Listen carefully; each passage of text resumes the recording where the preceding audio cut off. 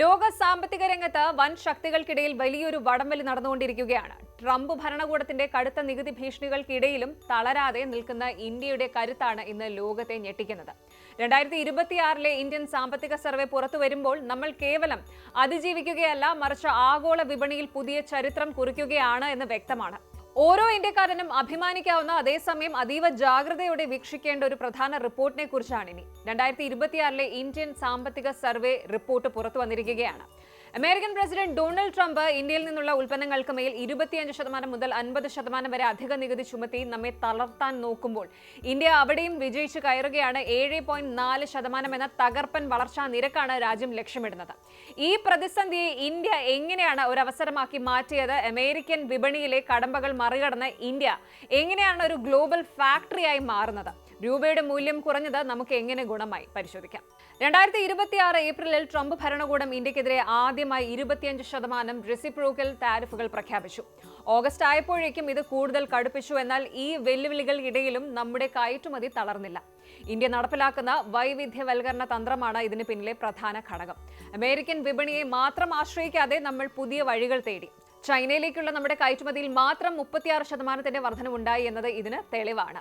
നമ്മുടെ വിദേശ നാണ്യ ശേഖരം ഇപ്പോൾ $701 ബില്യൺ കടന്നിരിക്കുകയാണ്. അതായത് ലോകത്ത് എന്ത് സാമ്പത്തിക തകർച്ചയുണ്ടായാലും 11 മാസത്തേക്ക് ആവശ്യമായ സാധനങ്ങൾ ഇറക്കുമതി ചെയ്യാനുള്ള പണം നമ്മുടെ കയ്യിലുണ്ട് എന്ന സാരം. മറ്റൊരു രസകരമായ കാര്യം രൂപയുടെ മൂല്യമാണ്. സാധാരണ രൂപയുടെ മൂല്യം കുറയുന്നത് നമ്മൾ പേടിയോടെയാണ് കാണാറുള്ളത്. പക്ഷേ ഈ സർവേ പറയുന്നത് രൂപയുടെ ഈ ഒരു അണ്ടർ വാല്യുവേഷൻ ഇന്ത്യക്ക് ഗുണമായി എന്നാണ്. അന്താരാഷ്ട്ര വിപണിയിൽ ഇന്ത്യൻ സാധനങ്ങൾ കുറഞ്ഞ വിലയ്ക്ക് കിട്ടാൻ ഇത് സഹായിക്കുന്നു. അമേരിക്ക നികുതി കൂട്ടുമ്പോൾ നമ്മുടെ രൂപയുടെ മൂല്യക്കുറവ് ആ വിലയെ ബാലൻസ് ചെയ്യുന്നു.